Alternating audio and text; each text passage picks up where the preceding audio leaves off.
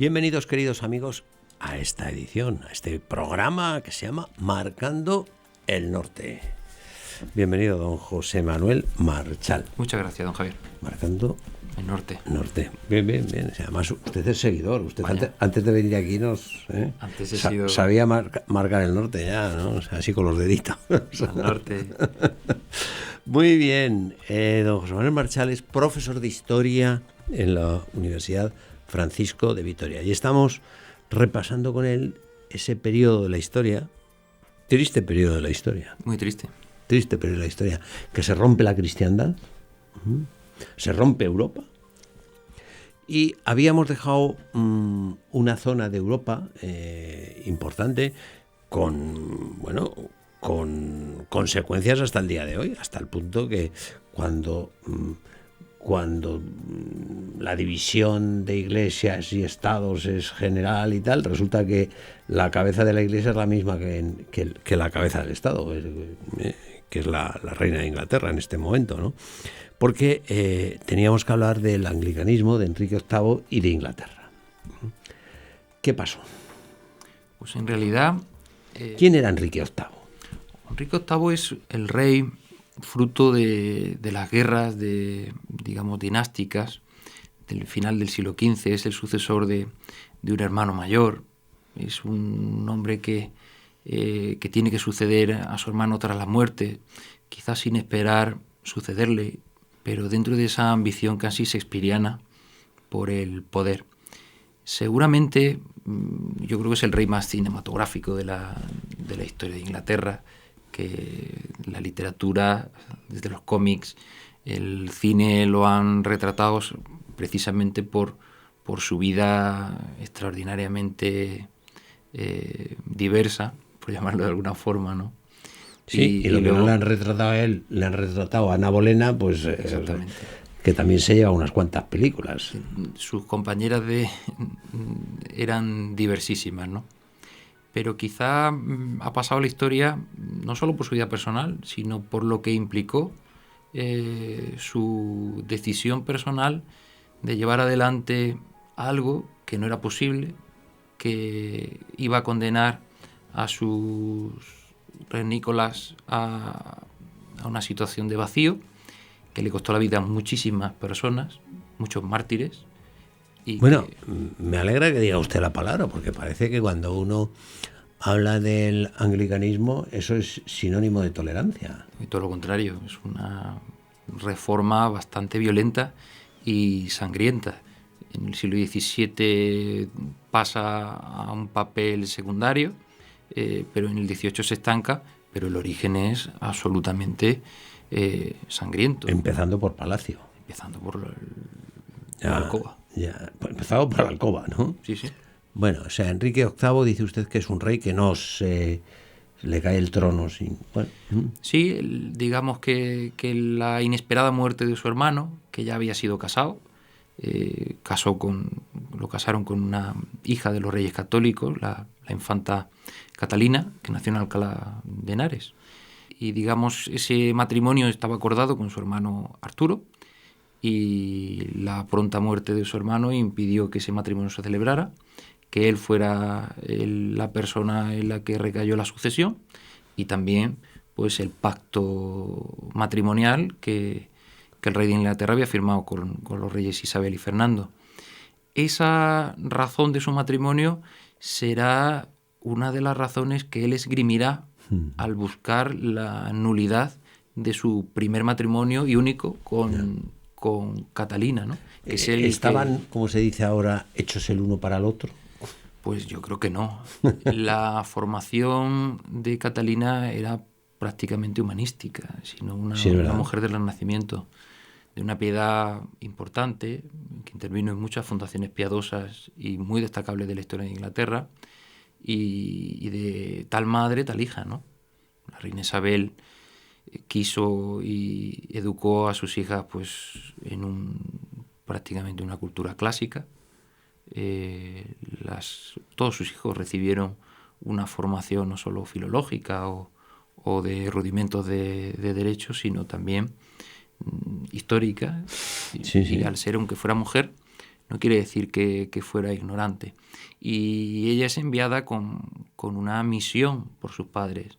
Y pienso, y bueno, los historiadores lo han analizado, que ella no va allí obligada, va por una razón de Estado y convencida de que... Bueno, como se hacían antes estas cosas, extrañan ahora, pero... Extrañan, pero en realidad la política matrimonial de los Reyes Católicos abre una nueva forma de comprender Europa y usan un instrumento tradicional de lo medieval, sí. pero para construir algo nuevo. Y desde luego Catalina era una mujer a tener en cuenta. Lo que pasa es que su marido no la tuvo en cuenta por una cuestión personal. Su marido, desde un punto de vista religioso... Era un hombre ortodoxo. Fue un hombre ortodoxo. Fue un hombre ortodoxo. Bueno, de hecho, hasta su muerte, en su intransigencia, ya prácticamente en esa demencia en la que le sacudió, fue un hombre ortodoxo hasta para equivocarse. Es decir, anduvo hasta las últimas consecuencias en todas las decisiones que tomó, violentas y sin salida. Sí, porque la gente conoce el Enrique VIII que se separa de Roma, pero no conoce el Enrique VIII defensor de la fe. Eso es. En el momento en que Lutero está estableciendo la ruptura, con las tesis que vimos en anteriores programas, Enrique sale en defensa de la fe católica e incluso costea la publicación de una obra en defensa de los sacramentos. Una obra que tuvo una resonancia muy importante, hombre. Salía de la imprenta del rey, salía prácticamente de la mano del rey y tenía como trasfondo un ataque frontal contra el luteranismo. Eso le valió que el Papa lo declarara defensor de la fe. Creo que a un día de hoy los monarcas ingleses siguen titulándose defensores de la fe, en herencia de esa tradición, en fin, perjurada, ¿no? Pero sucedió que un día se cruzó por palacio la señorita Ana Bolena, que era pues una hija de un hidalgo, ¿no? Un noble segundón de Inglaterra, y por su belleza y su atractivo pues le llamó la atención y decidió, bueno, además de un cambio sucesorio, pues decidió que su matrimonio no había sido válido. Bueno, él intentó anularlo. Intentó anularlo, puso todo el poder de la Chancillería del reino en marcha, un gran cardenal Wolsey, que fracasó en eso, en la intención del rey. Yo creo que le hubiera costado la vida, igual que a Tomás Moro, el seguir con ese deseo del rey. Bueno, Wolsey llegó incluso a romper, pienso, su propio compromiso personal como cardenal de la Iglesia a favor de su rey, del príncipe, ¿no? Es decir, se extralimitó en esa defensa del capricho del rey por romper su matrimonio y casar con Ana Bolena. Eso implicó pues toda una serie de ventajas diplomáticas, de conflicto directo con el imperio. No hay que olvidar que la reina e infanta Catalina era tía del emperador Carlos V. Es decir, familia directa de, bueno, un Habsburgo, ¿no? En su dimensión hispánica. Por lo tanto, el repudio de una mujer en un matrimonio que había sido dispensado por el Papa, que se había consumado, del que había una criatura, la futura reina María Tudor, y del que además era público y notorio en toda Europa, que habían cohabitado como esposo y esposa, pues vino a torcer todo. Y el capricho personal pues llevó a que el gobierno inglés presionara ante la Santa Sede y el Papa tuviera que fijar una posición bastante clara, ¿no? En el sentido de que no era posible dispensar de eso, porque ya se había dispensado anteriormente y se reconocía eso, y que por esa condición caprichosa pues no se podía admitir esa medida. Lo sorprendente para mí de toda esta historia no es tanto como que de una situación personal degenere eso en una sociedad, en una situación general, lo cual me recuerda a mí a aquel albañil de pueblo, esto sucedió de verdad, que le encargaron poner un baldosín en una pared muy historiado, que estaba de principio del siglo XX, y el dueño de la casa encontró en el granero un baldosín igual, y digo, hombre, por fin está roto. Fuera, venga, pon esto, mira, me tengo, era de un pueblecito, y se fue a la provincia y dice, mira, a ver si cuando venga está puesto, ¿no? Y cuando vino estaba puesto, y cuando entró en la cocina el dueño de que había encontrado ese baldosín se llevó las manos a la cabeza y le dijo, pero fíjate lo que has hecho, y ha fraguado el baldosín. Dice, ¿qué he hecho? Dice, pues que lo has puesto al revés. Entonces se quedó el albañil mirando y dice, ¿cómo? Los que están al revés son todos estos, decía, ¿no? O sea bueno, o sea, bueno, esta situación que todos tenemos en la vida a decir que lo que está al revés son todos estos. Pero lo sorprendente es que eso lo acepta en Inglaterra todo el mundo, y que son excepciones los que no lo aceptan, como Tomás Moro. Y hay personas que no transigen con... Pero muy poquitas. Muy poquitas. La realidad es que el proceso en Inglaterra es más lento que en el mundo luterano, donde es muy violento precisamente porque corre mucho la sangre y están en juego realmente las vidas. En Inglaterra es más estable y parte todo de un proceso de desamortización, que podríamos llamar, bueno, de robo a la Iglesia, de sus bienes y la incautación de los bienes en un primer momento.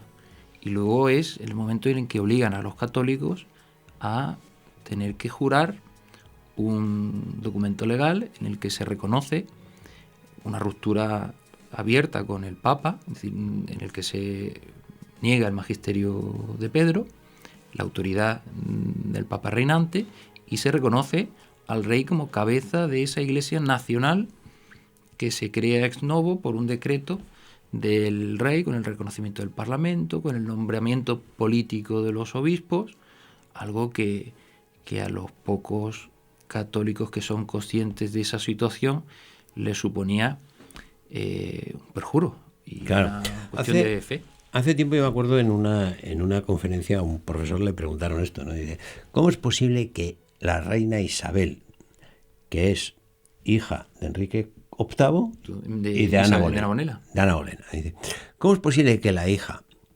a la que a su madre le han cortado la cabeza por este problema, después siga en la línea de su padre, ¿no? Y entonces decía este profesor, dice, porque se habían creado ya tantos intereses. No, y ya había corrido una generación. Claro, esto es lo que dice usted. Y claro, que es que no había manera de volver atrás. Dice, porque claro, o sea, estaban tan contentos los obispos con sus posesiones después de ser hechos anglicanos. Y los que se habían quedado con las posesiones de las órdenes religiosas y de la Iglesia no volvieron atrás.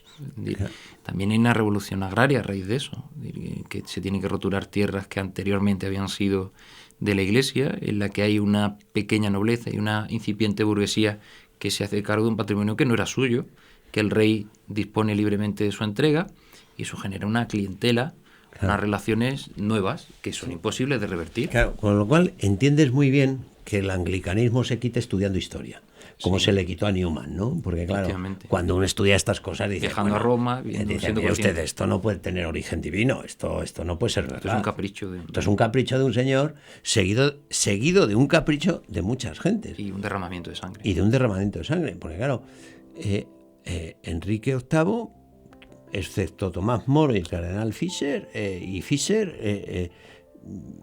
de gente importante no le lleva a nadie la contraria. Nadie.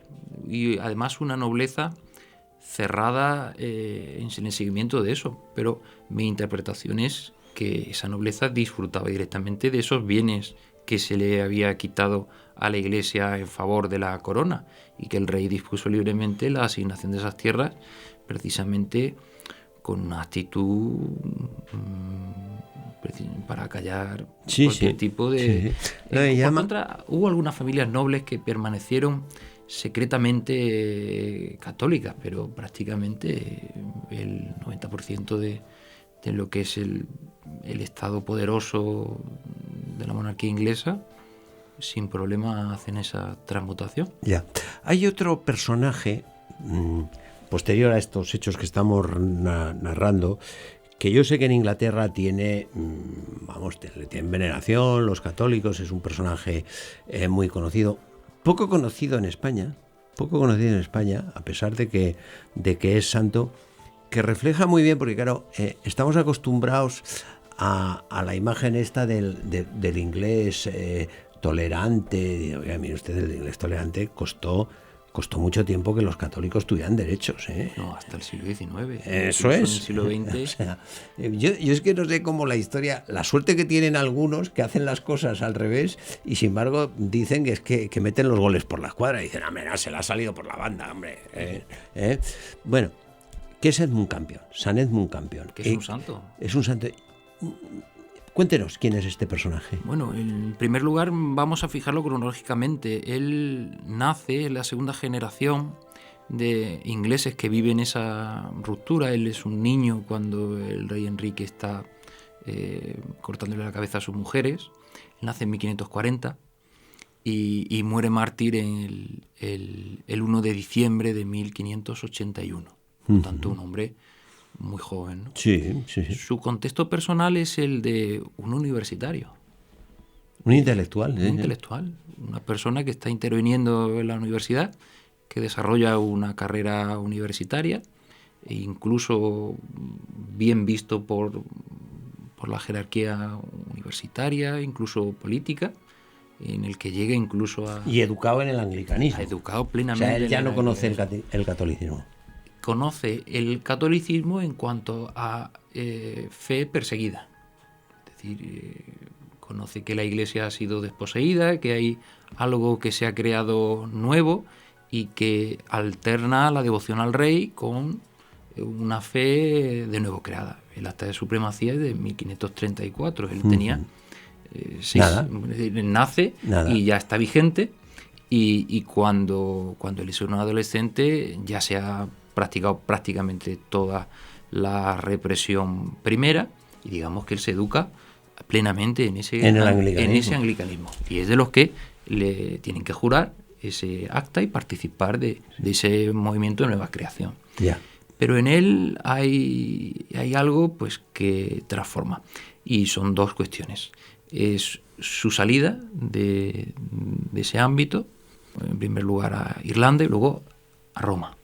Y en Roma vive quizá una de las realidades más intensas de la Reforma Católica, que es vivir lo que es el testimonio de la Compañía de Jesús.